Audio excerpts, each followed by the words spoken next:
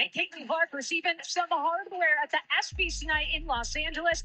Caitlin Clark was named WNBA Player of the Year just about an hour ago. The other nominees included Wnba Physicality, A'ja Wilson, and the Liberty's Breanna Stewart.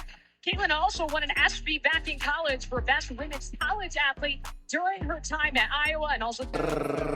And the winner is Caitlin Clark, ladies and gentlemen. Okay. I'm going to accept this award on behalf of her. It's a nice accessory for you in the meantime. Thank you very much. She's obviously not here right now. But Ari, when you think about all that Caitlin has done in the last year, what has stood out to you? I see just exponential growth of the game, right? She brings eyes to the game so that the next generation can come out and thrive. Just a dynamic player, just exciting to watch. Her villain origin story has started, and she loves to play into it, and the fans eat it right up, and so that we can see the next generation coming in and carrying it along too. Kiki, you've been so exciting to watch too. I just love it all. Beautiful, beautiful. Okay, so I'm gonna go mail this to Caitlin. Caitlin Clark's sophomore season has been marred by injury, with her home WNBA All-Star in doubt.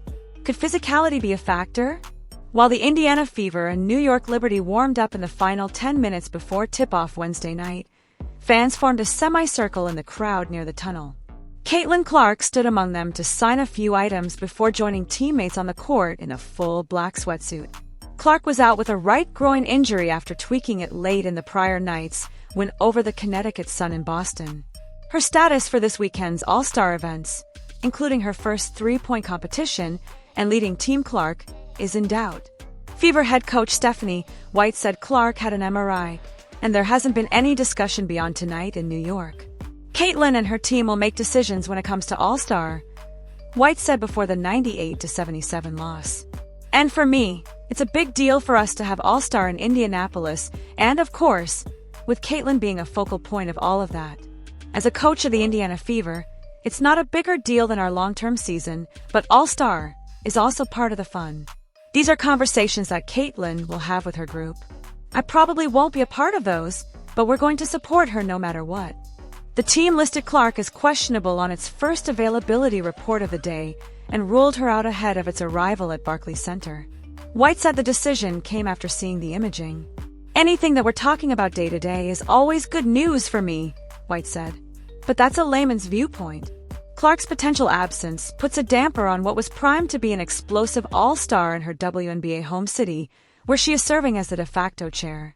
Indianapolis submitted and received approval for hosting All-Star less than a year ago, deep into Clark's record-breaking rookie season, while the Fever smashed attendance and merchandise marks. Players, including Clark, will start the weekend with collective bargaining agreement negotiations between the union and the league Thursday. The three-point and skills competitions are Friday night, and the All-Star game is Saturday. The league announced its three-point contestants Tuesday, hours before the game in Boston. Clark did not compete in the competition a year ago. Sabrina Ionescu, the WNBA record holder, is set to compete alongside Kelsey Plum, Alicia Gray, and rookie Sonia Citron. Clark drafted her team opposite Nafisa Collier a week ago, building a group that featured Fever teammates Aaliyah Boston and Kelsey Mitchell. She also has various event appearances as the player with the largest draw the league has ever seen.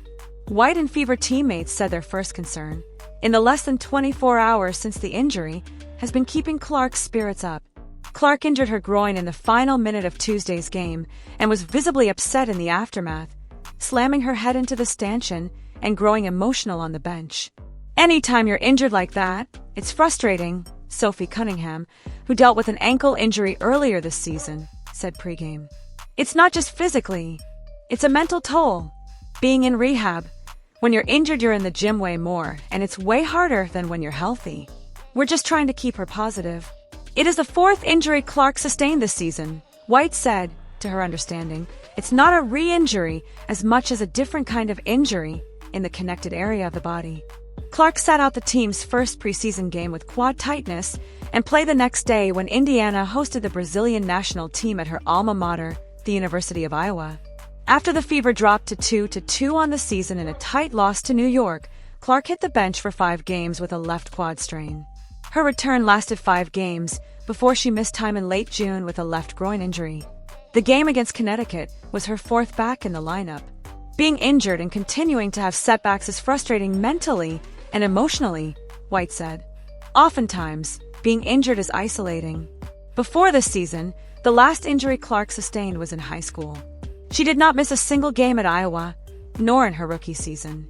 She missed her 10th game of the Fever's 23 on Wednesday. At this point in the season, injuries pile up everywhere and to many of the game's best players. New York remains without center Jonquil Jones, who has targeted the July 22nd home game against the Fever as her first back since June 19th. Having a longer season, having less games, and not on top of each other. I think that's the only solution, Sandy Brondello, the Liberty head coach who will lead Team Clark this weekend, said pregame. Because these players are conditioned, but sometimes that's part of the game.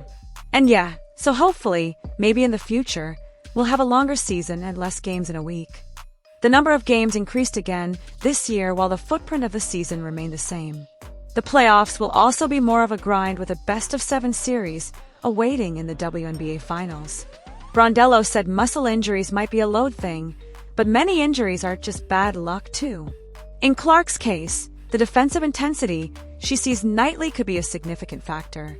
The league is known for its physicality, though it's bordered on the cusp of poor officiating to the claims of players and coaches alike this season. White called it out earlier in the year after a dust-up with the Sun resulted in ejections. After Sunday's Fever win over the Wings, video of commentators calling out the 4 uncalled fouls on Clark in one early play made the rounds this week. The same ESPN broadcast reported that rookie Paige Backers said she had to learn how to defend while fouling, different than her coaching at UConn, because players get away with it. When asked specifically if the physicality factors into Clark's injuries, White agreed. It causes you to load differently, White said. Causes you to explode differently.